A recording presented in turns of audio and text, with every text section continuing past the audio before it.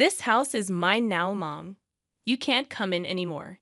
Your key won't work, so you might as well throw it away. My daughter laughed when she saw me holding the key. My things were piled up by the door. I didn't understand why my daughter was treating me like this, especially when I was still sad about my husband's death. I felt lost and confused. My name is Susan, and I'm 60 years old. My husband died recently after being sick for a long time. Many people came to his funeral and shared memories of him.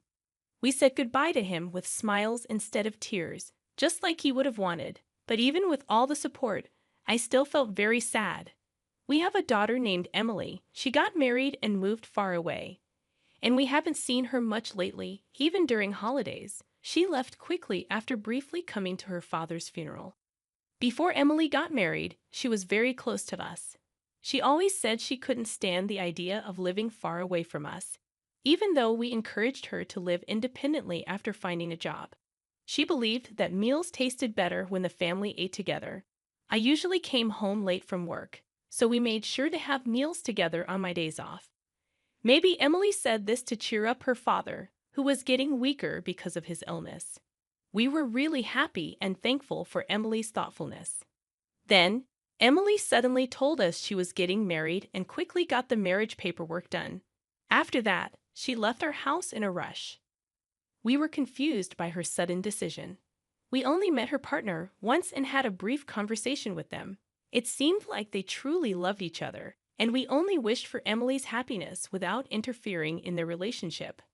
However, a few months after getting married, Emily stopped talking to us altogether. We worried a lot and kept sending her messages and calling her every day to check if she was okay. But she didn't reply to any of our messages or calls. Finally, when she did answer, she sounded annoyed and told us to stop bothering her. She even joked about only talking to us if we sent her money. During the day, she sounded like she was drunk and slurred her words. My husband heard all of this and just sighed deeply. Emily's behavior seemed to be influenced by her husband, Ole. After that, my husband never brought up Emily again. Some years later, Emily shamelessly asked us for money because she was having financial problems. That was the last time she and her father saw each other. Over the years, my husband and I made many memories together. We traveled and picked up new hobbies whenever he was well enough. Eventually, my husband passed away. When I came back home from his funeral, I was shocked to see movers directed by Emily piling up my belongings outside. She told them to just stack everything in a corner. When she saw me, she said, "Well, Mom, this isn't your home anymore. I've packed up your things. You'll have to find somewhere else to live before it starts raining and everything gets wet." Emily, why are you doing this? What's going on? Please, tell me what's happening. I was just so confused, not understanding anything. What's there to explain? You already know, don't you? This house is supposed to go to Emily after me. Don't act like you don't get it. Emily said this, and then a big man stepped out from behind her. It was because of him that Emily changed. His name is Ali, and he's Emily's husband. Meeting him changed Emily completely. We were introduced to him as a regular guy who worked at a company. But later we found out he was involved in shady business stuff. When we learned about this, we couldn't understand how our honest Emily ended up with someone like Ali, and we were really worried. Emily and Ali kept us away from them, but a few years ago, they suddenly came to our house and shamelessly asked my husband for money. It shook me deeply, but my husband stayed calm and mentioned a will that even I didn't know about back then. It clearly said that this house would go to Emily and everything else to me. Now that Dad has passed away, the house belongs to Emily, so outsiders should leave quickly. You have no right to live here. Don't pretend you've forgotten. Ali kicked my things aside and sneered, "But you can't just show up here all of a sudden." Seeing my stuff piled outside, I didn't know what to do. I felt completely lost. Now, Ole, don't be so harsh. Mom shouldn't stay here, but we're still family, right? Emily said this as she came closer to me while I held onto the key. "Don't be so sad. You'll always be my mom. You can use this key to come to the house anytime. Don't feel too down." Then she took the key from my hand and threw it as far as she could. "What's the matter with you?" The key flew through the air and disappeared. I was shocked by Emily's unexpected action. Turning back to her, I said, "I'm sorry about that." Upon closer inspection, I realized that the key was already useless. I forgot we changed the locks earlier. There was no point in you holding onto it, so I threw it away for you. Don't act like I've done something terrible. It's not that big of a deal. Emily and Ole looked at me in disbelief and burst into laughter. Emily's face, now completely different from before she got married, showed that she would do anything for her own benefit. I felt tears starting to form. Then I remembered my husband's gentle smile, as if he was telling me to stay strong. "Emily, I understand what you're trying to say, but you're getting the wrong idea. This isn't the right place to talk. Let's go inside."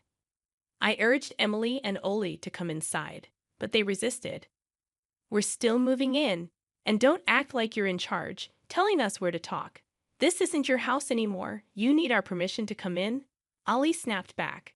Faced with Allie's rudeness, I insisted, "We need to discuss this house. It's not yours yet." "I'm just about to explain," Emily interrupted. "I've called someone who can explain it clearly, and he'll be here soon. Let's go inside and have some tea. If you keep refusing, I'll call the police. Don't make me say it again. This house doesn't belong to Emily. If you understand, come inside quickly. If you try anything, I'll be the one calling the police," I said firmly, unsettling them a bit. "Well, it might be the last time we listen to an old woman's nonsense. You're getting old anyway. We'll hear you out this time. But if you talk nonsense, you'll have to pay for wasting our time," Ollie threatened, sitting on the sofa with his legs crossed. Emily gave me a similar glare. It seemed like they had threatened people like this before to get what they wanted. This made me feel sad. Soon, the doorbell rang, and I let a man into the living room. He was the lawyer who had been there when my husband shared the details of the will. "You're the lawyer from before, right? What are you trying to say?" "We've seen the will that says this house goes to Emily, and Dad said so." "That's the truth, isn't it?" Ollie argued. "As I mentioned earlier, there was a misunderstanding before. The will includes a condition, and if that condition happens, the inheritance changes," the lawyer clarified. "Why are you confusing us with all these complicated terms?" Emily responded in frustration. Seeing their confusion, the lawyer took over to explain. "A conditional bequest with revocation means the will has conditions.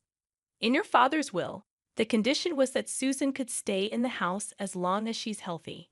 Emily would only inherit it if Susan couldn't live there anymore due to health issues or passed away.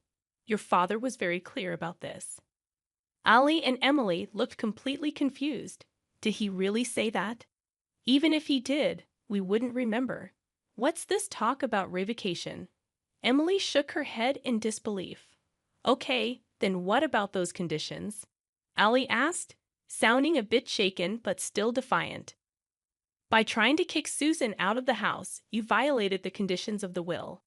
Because of that, Emily lost her right to inherit the house," the lawyer explained straightforwardly. "Wait. So you're saying I can't inherit just because of that? That's ridiculous." Emily exploded in frustration. "That's the essence of this will. Breaking that condition, whether it's minor or major, leads to revocation," the lawyer explained calmly. "When did we ever break that condition? Can you prove it?" Ollie leaned in, clearly trying to intimidate the lawyer. The lawyer cleared his throat. "There was a moving truck outside, arranged by you two, wasn't it? You were trying to move your things in and live here without Susan's consent. Don't act like we did something wrong. We told Mom about it. She just forgot and panicked on her own. That's not our fault," Emily protested. Such childish excuses don't work in the adult world. "Not only did you move in without permission, but you also threw my belongings outside, telling me to leave quickly," the lawyer replied sternly. "I never said that. You're the one lying. I can't believe my own mother would make up such accusations. If you keep this up, I'll sue you. Do you want that? Being sued by your own daughter is the last thing you want, right? So take back what you said." Emily threatened, her voice filled with anger. The lawyer remained composed and pulled out his phone. We can't retract the truth. Multiple witnesses saw and heard you telling Susan to leave. We've even recorded their testimonies. He played a video with statements from movers and neighbors. Everyone's stories match. They'd all say you two told Susan to leave. You could have paid them to say that. How can we trust this? Stop making a fool of us. Ollie accused, but the lawyer ignored him. Instead, he produced a key. Emily, you took the key from Susan and threw it away, which was witnessed by many. I found this key exactly where it was described to be. Changing the locks means Susan can't enter or live here, breaking the condition that she can stay as long as she's healthy. So, you violated the terms of the inheritance. Don't spout whatever you want. If I get serious, I can ensure a lawyer like you never works again. Despite Allie's loud threats, the lawyer remained calm and continued. Therefore, this house will never belong to Emily, and you have no right to live here. Now please remove your belongings and return Susan's immediately. If you delay or try to stay, we'll report a breaking and entering crime to the police. You have 2 hours. Begin now. The lawyer clapped his hands sharply and checked the time on his wristwatch. Police, you say? Such nonsense won't intimidate me, Allie blustered, but the lawyer countered. I'm a professional. This is not a lie. Getting in trouble with the police over this would only cause more problems for you. Even Ollie seemed to understand that this wasn't an empty threat. Oh no! Ollie and Emily began sweating profusely and quickly got up to start moving their things. It seemed Ollie was more bark than bite, like a big guy with no courage. I'm sorry. We'll put everything back right away, so please don't call the police, okay?